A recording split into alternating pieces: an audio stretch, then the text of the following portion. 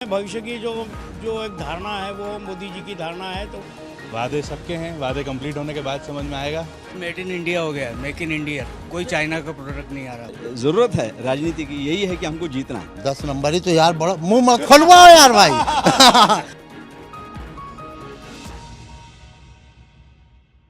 नमस्कार, मैं हूं शिखिल ब्यौहार और आप देख रहे हैं सबसे विश्वसनीय, सबसे तेज लल्लूरन.com। और इस वक्त देश और प्रदेश की सियासत का केंद्र है लोकसभा चुनाव। और इन चुनावों में जिस प्रकार से बयानों की सरगर्मियां दिखाई देती हैं वो अपने आप में बहुत कुछ कहती हुई बयां आती है। क्योंकि इस वक्त सबसे ज़्यादा अगर कोई तेज मुद्दा है तो इस बात का कि नेताओं को नंबरों से तोला जा रहा है। कोई 1 नंबर, कोई 2 नंबर, तो कोई 10 नंबर। और 10 नंबर की बात अगर आई और भोपाल में अगर 10 नंबर मार्केट की बात नहीं की तो फिर क्या किया। और इसलिए आज हम पहुंचे हैं राजधानी भोपाल के 10 नंबर मार्केट में, जहां पर हम चर्चा करेंगे कि आखिर लोगों की नज़रों में 10 नंबर का नेता कौन और आखिर किस प्रकार के बयानों से किसे क्या भा रहा है। और कोई नाखुश एक सज्जन हमारे सामने है।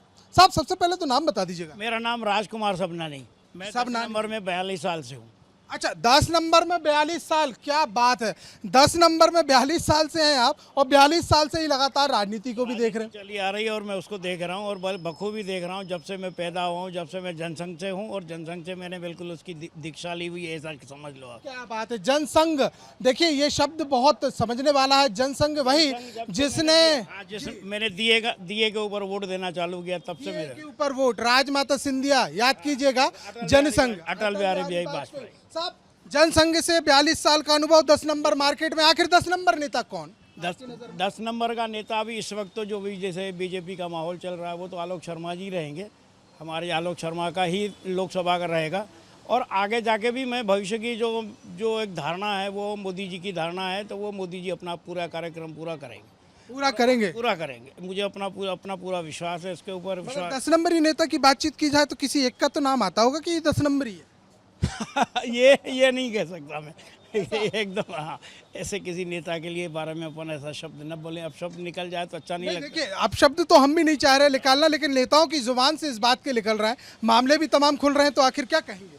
मामले देखो, ये तो मामले राजनीति है, मामले तो खुलते रहेंगे, आते रहेंगे, जाते रहेंगे। जैसे अरविंद केजरीवाल का मामला आया, वो खुलता रहा, फिर चलता रहा, ऐसे चलते रहेंगे। अरविंद केजरीवाल कह सकते हैं 10 नंबरी? हाँ, वो तो बिल्कुल कह सकता हूँ मैं। इसमें डर नहीं है, इसके लिए डर नहीं है, क्योंकि नेता तो क्या। बाकी ये है कि लोकल नेता के लिए बारे में हम लोग कुछ नहीं कहेंगे। लोकल नेता जो हमारे जैसे कोई कांग्रेस, हमारा क्वेश्चन भी आपसे सिर्फ जो जा रहा है ना, हमें तो देश के परिप्रेक्ष्य में है। क्योंकि लोकल की बातचीत करें तो यहाँ 10 नंबर के अगर मामले खोलेंगे तो 10 साल लग जाएंगे। इतने मामले हैं। इतने मामले हैं, वो तो सही। चलिए, यहाँ देखिएगा, हंसी मजाक के साथ साथ मगर एक चीज़ तो कह दिया 42 साल का अनुभव ने कि जिस प्रकार से केजरीवाल का मुद्दा गरमाया हुआ है, उस मुद्दे को लेकर यहाँ कहा गया है केजरीवाल जो है वो 10 नंबर के नेता है। एक और साहब हमारे साथ में है। साहब, क्या शुभ नाम लिखते हैं? मेरा नाम हरीन है। हरीन जी, क्या लगता है इस वक्त आपको कि कौन है जो कि 10 नंबर नेता हो सकता है, 10 नंबरी हो सकता है, ऐसा जो कि वोट के नाम पर कहीं ना कहीं दिग्भ्रमित कर रहा हो? ऐसे तो किसी के लिए टिप्पणी करना ठीक नहीं होगा।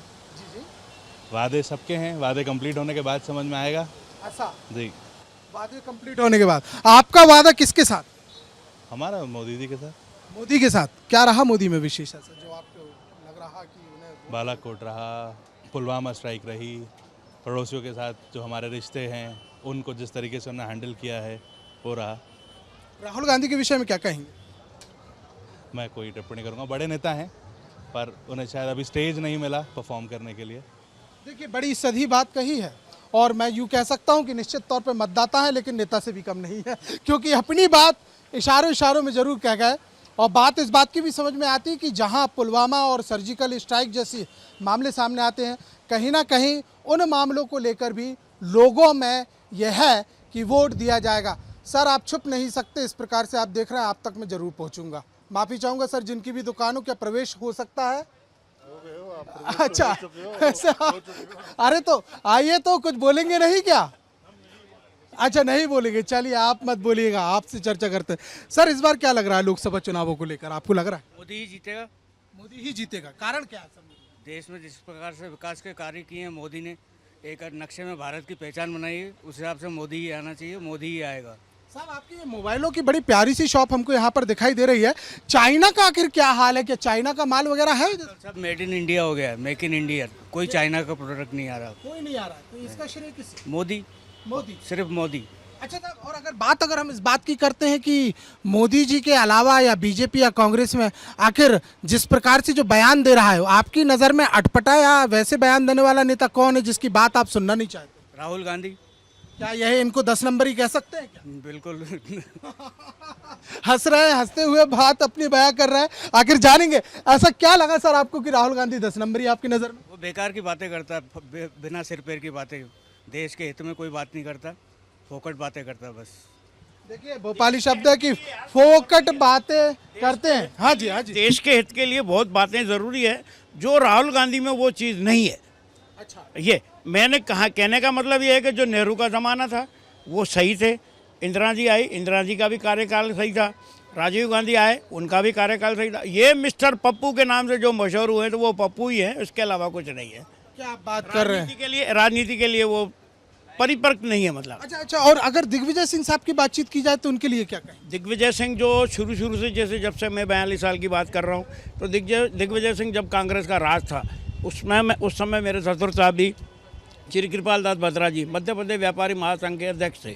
ऐसा नहीं है, उस समय जो राजनीति चलती थी वो उस टाइम जो राजनेता थे, जो उनके नेता थे, तो उनके जो गुणगान होते थे वो सही करते थे और सही सिचुएशन में हिसाब से बात। और ये चीज़ जो है ऐसे राहुल गांधी में ऐसी नहीं है। राहुल गांधी वो जैसे पप्पू नाम रखा हुआ है वो पप्पू ही है, इसके अलावा कुछ नहीं है। देखिए अलग अलग बयान यहाँ पर सामने आए, बात यहाँ पर साफ कर दी, अपरिपक्वता की बातचीत कही। हालांकि सोशल मीडिया पर भी जो ट्रेंड हम देखते हैं, कुछ वीडियो राहुल गांधी जी के जरूर हमें ज़्यादा दिखाई देते हैं, तमाम बयान जो है वो भी हमें ज़्यादा नजर आते हैं। सर हमारे साथ में और मौजूद है, सर से भी चर्चा। मुंबई से हूँ, यहाँ से नहीं। अरे क्या बात है सर, तो मुंबई की राजनीति क्या कह रही है सर इस वक्त महाराष्ट्र की? महाराष्ट्र में दीपक खेर मुंबई से। जी जी। महाराष्ट्र में लगभग बराबर की टक्कर है। महाराष्ट्र में बराबर की टक्कर, तो वहाँ क्या इंडिया गठबंधन का कुछ दिखाई देगा क्या, लग रहा है आपको? कह रहा हूँ कि 60-40 का रेशो रहेगा। 60-40 का रेशो रहेगा। ओके, यानी 60 और 40, 40 और 60 में मोदी या फिर नहीं, 60 में मोदी, 65 भी जा सकता है, लेकिन पूरा एकदम नहीं रहेगा क्योंकि क्या है, इंडिया गठबंधन इकट्ठा होकर लड़ रहा है। ओके, तो अंतर दिखाई देगा। अंतर दिखाई देगा। सर यहाँ देखा जाए तो आपके यहाँ भी बड़ी बयानबाजी होती रहती है, शिंदे साहब की वहाँ पर बातचीत की जाए, और इसके अलावा भी जो तमाम वरिष्ठ नेता हैं उनकी भी सबसे ज़्यादा बयानबाजी इस वक्त महाराष्ट्र से बहुत ज़्यादा सामने आ रही है। आपकी नज़र में क्या लगता है कि ऐसे कौन से नेता हैं जो कि भ्रमित कर रहे हैं, जो 10 नंबर ही कहे जाएंगे मतदाताओं को लेकर? खास तौर से खुली राय। अगर भ्रमित करने वाली बात हो तो सभी नेता भ्रमित कर रहे हैं। ऐसा? यस, क्योंकि लोकतंत्र में एक ही उद्देश्य रहता है कि हमको सीट जीतना है, तो ये इनके प्रकार सीट जीतने की ही पूरी इनका प्रयास रहता है। और उस प्रयास में मेन जो दिशा रहती है कि भ्रमित करो, लोगों को प्रभावित करो। यानी मोदी भी इस वक्त भ्रमित कर रहे हैं क्या? नहीं, नाम लेके कहना ठीक नहीं, सभी हैं मतलब, क्योंकि ये विशेष है शरीर में, जैसे एक बेसिक जो ज़रूरत है राजनीति की यही है कि हमको जीतना है। जब जीतना है तो साम दाम दंड भेद जैसी बात रहती है। श्याम दाम दंड भेद जैसी बातें रहती है। और एक बात कही ना कि सब कुछ दिया आया तुझको कुछ भी नहीं अविशेष में, मैं खड़ा तेरे द्वार पर और तू परदेश में। भाई साहब जरूर परदेश से यहाँ पर आए हुए, लेकिन बात बहुत कुछ कह गए हैं। साफ तौर पर ये भी कह रहे हैं एन के इन प्रकारों से जीतना रहता है। राजनीति है, वोट मांगती है, लेकिन झूठ बोल के वोट कौन मांगता है? कांग्रेस। अरे ऐसा? बड़े भैया खाए क्या हो, सत्य बताओ पहले। वाह, केसर का स्वाद, ये केसर का स्वाद है। हाँ, सुना है कि इतना महंगा है कि आपके यहाँ का काजू और किशमिश से भी ज़्यादा महंगा। ज़्यादा महंगा है। अरे बाप रे, चलिए केसर में दाने दाने में केसर होगा। साहब आपने अभी हाल कांग्रेस का नाम लिया, क्यों? वो तो देख ही रहे ना। कैसे? अरे हंसी तो बड़ी प्यारी है आपकी, एक बार खुल के तो बता दीजिए। हमारे जिया बताएंगे। अरे जीजा से बाद में बात कर लेंगे, वो जीजी से भी बात करेंगे, ससुर को भी लेके आएंगे, लेकिन आप तो जिया हमारे ज़्यादा राजनीति देखते हैं, मोबाइल टीवी ज़्यादा देखते हैं, समझ। लेकिन कांग्रेस में आपको कौन सी ऐसी बात लगी जो निश्चित तौर पर आपको ऐसा लगा कि नहीं ये 10 नंबरी बयान है या 10 नंबरी नेता? ये कुछ सालों की बात है यार, ये कुछ सालों से जब से ये राहुल गांधी का पैर पड़ा है ना, तब से ये नाटक। बोलिए। जब से राहुल गांधी आए तब से हो ही रहा है उल्टा काम। अच्छा, राहुल गांधी, राहुल गांधी 10 नंबरी नेता। हाँ, आप क्या बोलेंगे बड़े भैया? दाढ़ी तो बड़ी प्यारी बनवाई है यार गुरु, क्या काम करते हैं? सेल्समैनिंग करते हैं दुकान साइड में। क्या चीज? दुकान ही साइड में। काय की? कपड़े की। कपड़े की। तो मित्र ये बताओ कि आपकी नज़र में 10 नंबरी नेता कौन है? क्या लगता है? कौन लगता है जो आपको झूठ बोलता है, या आपको ऐसा लगता है कि इसकी गलत बयानबाजी, या फिर लगता है ये झूठ बोल के राजनीति कर रहा है, ऐसे नहीं कर रहा? दिग्विजय सिंह, कमलनाथ। दिग्विजय सिंह और कमलनाथ। दिग्विजय सिंह का ऐसी कौन सी आपको लगती है बात कि नहीं ये गलत है? क्या हिंदुओं की बात या आरएसएस को लेकर, या किस प्रकार की? बहुत सी बातें वो तो अब याद नहीं है, पर बहुत से बयान है कांग्रेस के तो। ऐसा। और कमलनाथ क्यों?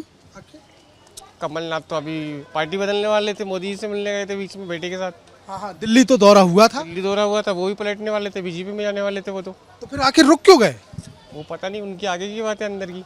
अच्छा, कुछ आपको तो पता लगा होगा बड़े भाई, नहीं, अंदर की बात नहीं आई? अंदर की बात नहीं पता भाई, मिलने गए थे। दिल्ली की बात भोपाल तक नहीं आई? हाँ भैया दिल्ली की बात भोपाल तक नहीं आई, लेकिन हमारे साथ एक मित्र हैं, क्या शुभ नाम लिखते हैं? जीवन।